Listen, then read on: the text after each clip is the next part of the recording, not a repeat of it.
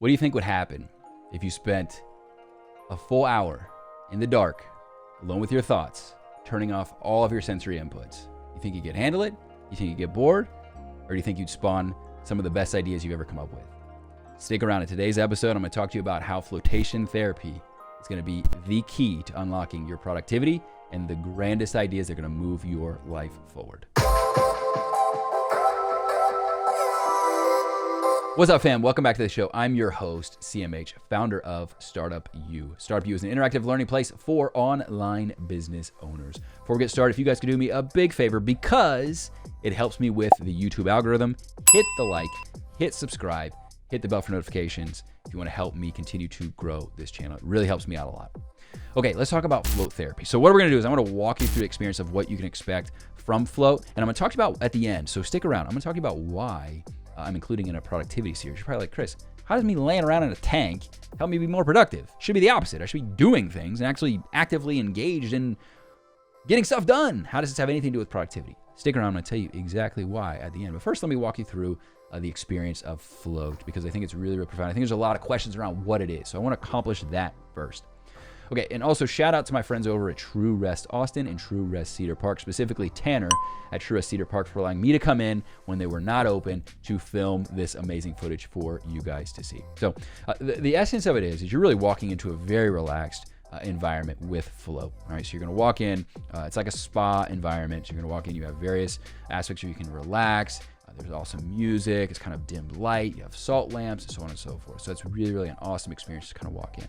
Then you're going to go into a private room where you have a shower, and what you'll see is this big, massive thing. It looks like a UFO or like some kind of space capsule, like just sitting in your specific room. And what you'll see is that there's a light on inside, and you kind of feel the warmth coming off of the water from that room. So you're going to take your shower. You're going to get all that stuff done. You're going to make sure you're clean and ready to rock and roll. If you want to put in and cover your ears so you don't get really high, dense concentration of salt in your ears, because there is 1,000 pounds of salt in every single float tank. 1,000 pounds. It's actually more dense than the salt concentration in the Dead Sea. So just so for some comparison analysis, I've had friends that literally were in the Dead Sea and said they could float better in a float pod than they could in the Dead Sea. So that just gives you an idea of the salt concentration in those pods specifically. So you're going to come in, you're going to take your shower, you're going to put your earwax stuff in. I would recommend doing that first before the shower. And there's a little halo thing you put behind your head. If you're worried about your head getting too submerged in the water, you will float. You don't even have to try, I promise. And then you're going to get in, and you're going to be able to have the ability to literally lay there. Lights will go out. Lights in the room will cut out. Their motion sensors, they'll cut out after a couple minutes. And you're going to close the door, and you're going to be in there by yourself for a full hour. Now, places like True Rest typically will have different types of audio experiences that you can engage with. Typically, they have some form of binaural audio, which is something else I'm going to talk about in this productivity series. And you can choose whether you want to have a more calm, relaxed, or more of an engaged experience. It's more of a meditative practice for you.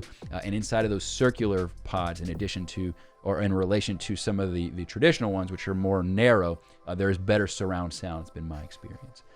So the first couple minutes, you're going to have to take some time to get acclimated, get adjusted, so on and so forth, to being in this new environment. But eventually what you're going to find is that you're going to fall into a very deep meditative state if you allow yourself to just go with it. It may take a couple floats before you can really get comfortable with the environment. It's actually been found that people, and maybe you've experienced this, if you've gone to a hotel and you don't sleep well the first couple of nights, the body has this instinctive ability to be on edge because it feels threatened in a new environment. So it may be difficult for you to fully get the full benefit of float before your first 2 to 3 floats. So something that you really should take in mind and take into consideration. So you're going to enjoy that. You're going to cut the lights off. You're going to have the music blaring. You're going to be, fantastic. You're going to have a great, amazing experience. Now, here's the part that I think is going to be really, really beneficial, and then we'll get into some of the other aspects after the float, at the conclusion of the float. During float, what I have come to find is that as the mind begins to sink into more of a theta range, right? As I fall into alpha and then into theta, one of the things that I typically find, I tell people this, it's like, I think I wrote a book in there, because my mind is just going to creative places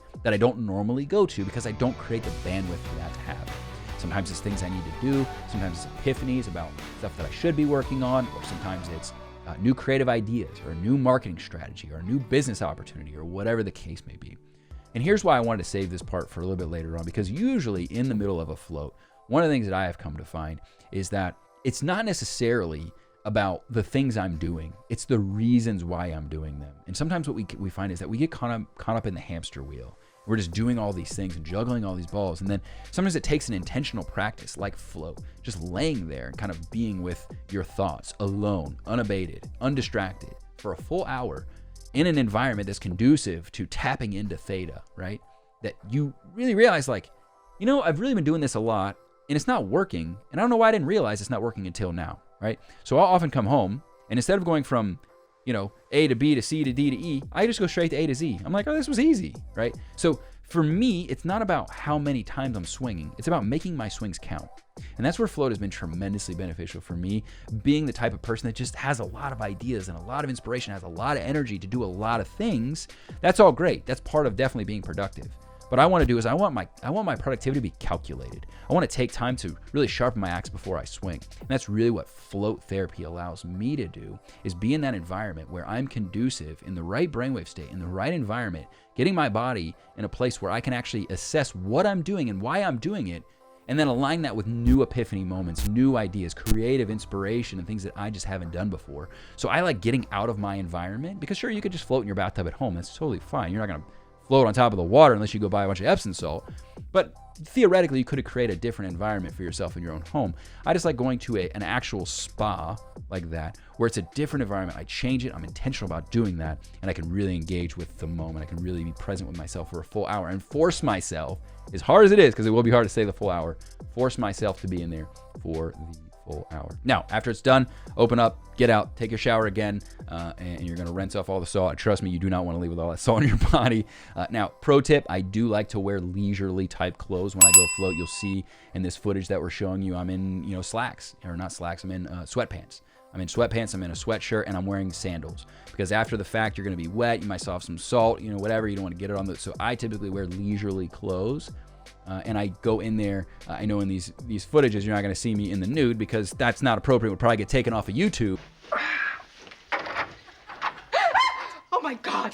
But I do, and most people do engage with it completely in the nude. But you can wear a bathing suit if you feel more comfortable doing that. After the fact, you'll be able to go to what's called the Oasis Room with True Rest specifically. I'm not sure if other float spas have this, but it gives you the ability to do the oxygen bar, to sit there, to drink some herbal teas, to just kind of continue to decompress from the environment. Maybe you could journal. There's some books there, some awesome things you can engage with before you depart the facility. All right. Now, I do want to talk to you about this because we've talked about a lot. We talked about how it relates to productivity. Now, there's some amazing and tremendous health benefits as it relates to float therapy. I want to cover some of that, and I'm also going to give you one from the National Institute of Health from the NIH to show you what they found from some of their samples from analyzing and observing what float can do for you. So I'm on True Rest's actual website here.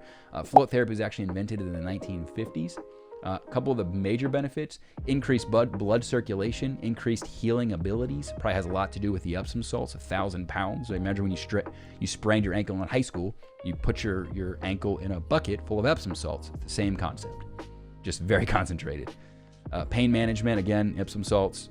Increased immune system function, so it puts your body in a restful, recuperating environment to be able to really heal.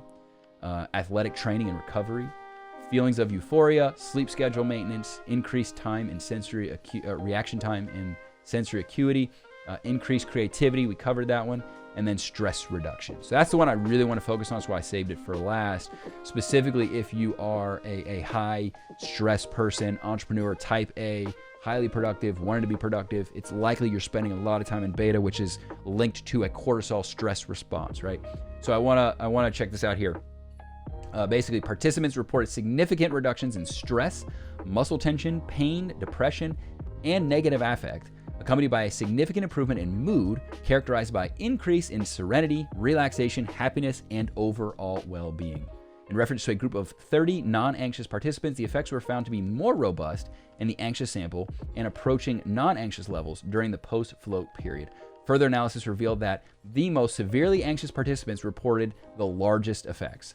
Overall, the procedure was well tolerated with no major safety concerns stemming from this single session. The findings from this initial study need to be replicated in larger controlled trials, but suggest that flotation rest may be a promising technique for transiently reducing the suffering in those with anxiety and depression. Okay, so again, this is going to be more of the anxiety depression side of things, but general sense, I don't know if you guys have ever had this experience, but general sense of well-being with lowered stress usually leads to moments of euphoria that result in epiphany moments. And here's the problem. I think we stay so much in our environment, right? We come to work, we do what we do, and it is what it is. I think that sometimes when we get out of our environment, we go work at a coffee shop, we go have a conversation with a friend, and on our way home, something hits us. And it's like, oh my gosh, why didn't I think about this? That is so obvious. It's been staring me in the face, right? Now imagine this.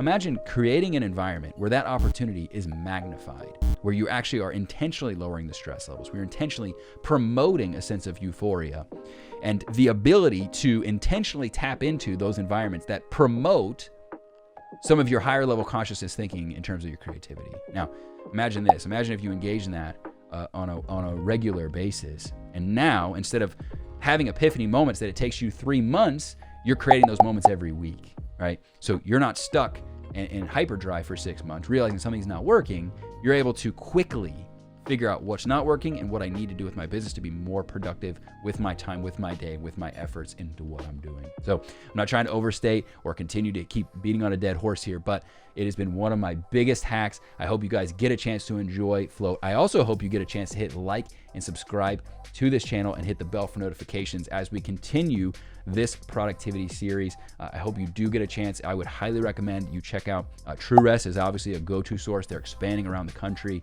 but I would also look into other potential float therapy facilities around your specific location, wherever you are around the country.